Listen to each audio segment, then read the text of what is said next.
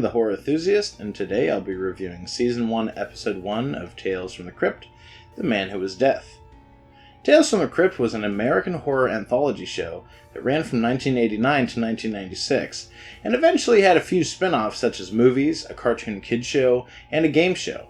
It had 93 episodes and was known for its dark humor, gore, nudity, and profanity. Every episode starts with the Crypt Keeper, an undead host for the show, who shoots off a few jokes before the episode actually begins. The Crypt Keeper says this episode is a real shocker, but I'd have to disagree. It's about Niles Talbot, a state executioner. The episode starts with a man named Charlie Ledbetter sitting in his prison cell while funky clown music plays. Talbot explains that Charlie drank vodka one day and shot his boss. A few bullets went stray and hit a secretary passing by, and so Charlie had been given the death sentence.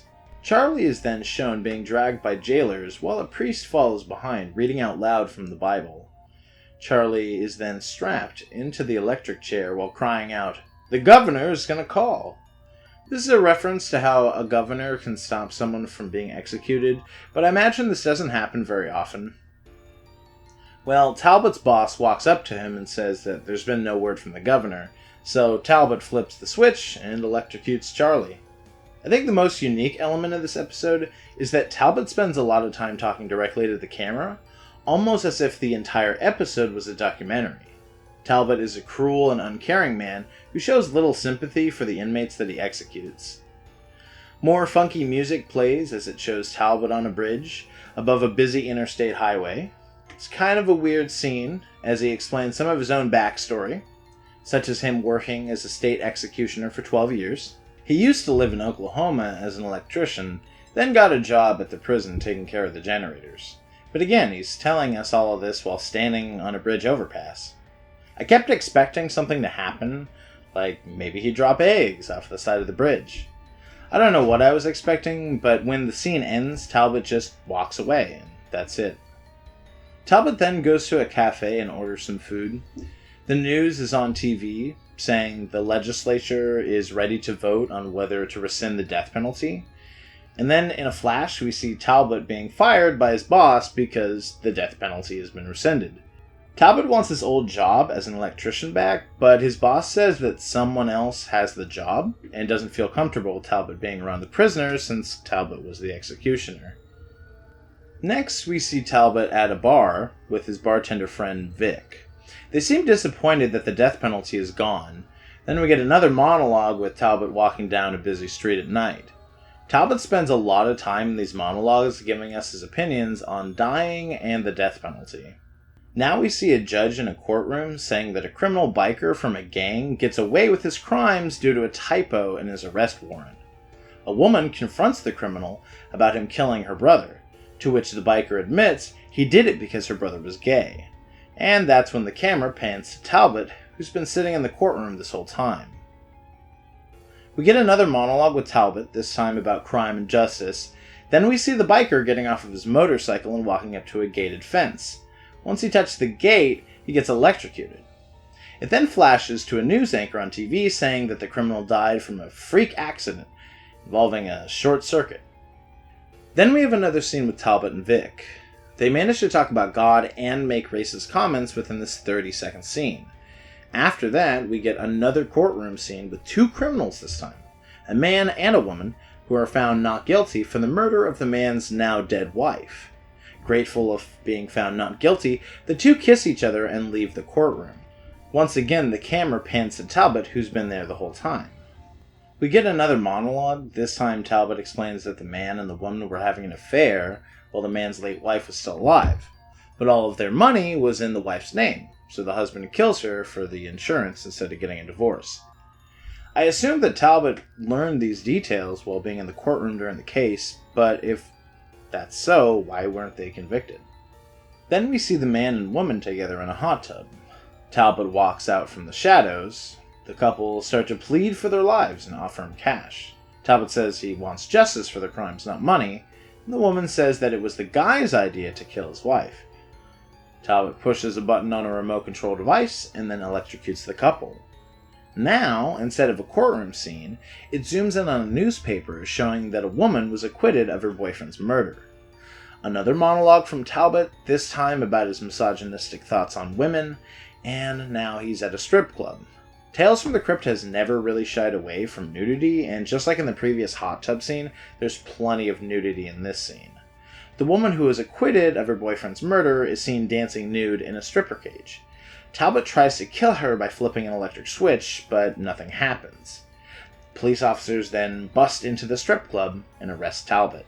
If you want to find out what happens at the end of the episode, just stick around until the spoiler section of this video. If you don't want to spoil the episode, there will be a warning ahead of time. Now to see if this episode can survive my killer review. Starting with creative decisions, the acting was really good in this episode. Not captivating, but none of the actors felt substandard. One thing that is interesting to me is that Talbot, Vic the bartender, and the guy in the hot tub were all actors in Star Trek. Talbot, played by William Sadler, is known for many famous movies and TV shows, but I will always think of him as Sloan, the leader of Section 31 in Star Trek. Anyway, there weren't many cliches in this episode, not enough for me to penalize it. The pacing was even and smooth, neither too slow nor too quick. However, the music was awful. A few of the songs felt more recognizable, but many scenes were plagued with what I can only call funky clown music. One might argue that this music was used to create a sense of chaos, but none of the music in the episode would lend itself to a horror show. Now we move on to the visuals category. The camera work in this episode wasn't bad, but it wasn't all that great either. There are some more fun and flavorful angles in this episode, but every monologue is treated with a flat and boring camera.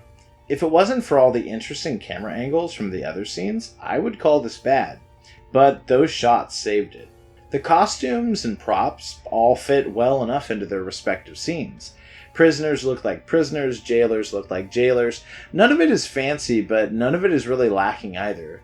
The sets for this episode are ugly as can be, but they're designed to be that way. A prison cell, the room with the electric chair, a bar, a strip club, all of these places look like they should, just like the costumes and props.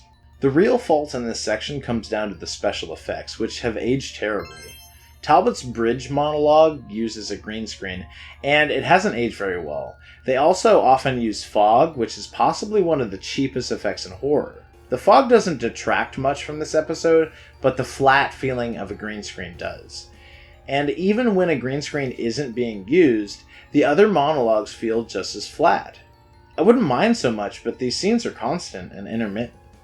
Now for the writing category. The characters in this episode are pretty good. Even as minor characters like Vic the bartender still stand out a bit. The story was good enough that I won't hold it against this episode, but it's not award-winning. The story was, however, filled with plot holes. Nothing in this episode shows Talbot leaving evidence or any way for the police to not only figure out that Talbot was the murderous vigilante, but also find enough proof to convict him. How would they have known that he was going to be at the strip club? And if the police were the ones who sabotaged Talbot's wiring job to fry the stripper, then why did they need to bust into the strip club? Why didn't they just wait for him and arrest him? It doesn't make sense, and yet is crucial for Talbot to be arrested. As far as the ending is concerned, it was really bland. I'll reveal the ending in the spoiler section of this video. Every episode starts with 10 HP, and any episode that has 6 or more HP, when the review is over, will get a score. The higher the HP, the higher the score will be if it survives. The first bit of damage to this episode comes from the inappropriately placed music. The next hit comes from the flat green screen. And lastly are the integral plot holes. This episode has survived with 2 health points, meaning I will give this episode a score. And each score will be multiplied by 2. For fear, or how scary it was, I give this a 1 out of 4. This episode is nearly void of anything even remotely scary. Had the episode been written in reverse, where the main character is being hunted down by a recently fired electrocutioner, then maybe the episode would be scary, but instead we get a journey of justice and revenge. For horror, or how horrific the concepts were, I give this episode a 2 out of 4. The idea of a disgruntled executioner taking out his sense of justice onto those he believes are guilty of their crimes is a potentially horrific concept, which sadly has probably happened in real life. For terror, or how much you're kept in suspense, this episode receives a measly 1 out of 4. There is almost no tension in this episode, as Talbot is presented as a vigilante more than a villain. Someone who is doing bad deeds for good reasons, at least Talbot thinks they are good reasons. In each scene where Talbot executes someone, he explains and talks about the person before killing them. After the first execution of the biker, you know what's going to happen in the following times. It's not going to come as a shock nor a surprise, and it ruins any elements of suspense. For revulsion, or how visually or conceptually repulsive it was, I give this episode a 2 out of 4. Normally I would give it a 1 out of 4, but the scene where Charlie Ledbetter is executed is a bit graphic. The acting for the other electrocutions is just silly, though. Overall, I give this episode a 3 out of 4. Even though the other scores are low, this episode tries really hard to be unique. The interesting lighting, the dark concepts, the morbid attitudes of Talbot and Vic, or even the camera angles when a monologue wasn't going on. I think Tales from the Crypt wanted to stand out from other horror anthologies at the time, such as Tales from the Dark Side, or more importantly, the show Monsters from 1988. The Man Who Was Death is fun to watch. It just lacks some of the spookier stuff you'd come to expect from future episodes of Tales from the Crypt. Now for the score. The total points are multiplied by the amount of HP above 5, which for this episode is 2. That means that the total score for this episode is 16 out of 100. You might be thinking that is a really low number, but keep in mind that most episodes on this channel will not survive my reviews, and episodes that are especially bad will get an award. Now to reveal the ending of The Man Who Was Death. If you don't want the ending to be spoiled and would prefer to watch the episode on your own, now is your chance to stop watching. This has been a spoiler alert. You see Talbot in a police station, and a police officer informs Talbot that the death penalty has been reinstated. We get to see the scene from the beginning of the episode where Charlie Ledbetter is being dragged to the electric chair, but instead it's Talbot who's being dragged. Talbot, just like Charlie, keeps saying that the governor is going to call. In fact, Talbot says this a lot more than Charlie. You see Talbot's old boss from the prison, who tells Talbot that he's sorry that it had to come to this. Talbot's old boss gives a nod to the executioner, who flips the switch. One thing I liked about this scene is that a priest is reading the Bible out loud the whole time. The episode ends showing the face of the now dead Talbot. And that was The Man Who Was Death. Although it didn't score as well as the last episode on this channel, it was a good episode, and I recommend that you watch it. Just be aware that it has a few rough spots compared to later episodes of Tales from the Crypt. Thank you so much for watching. I'll see you next time.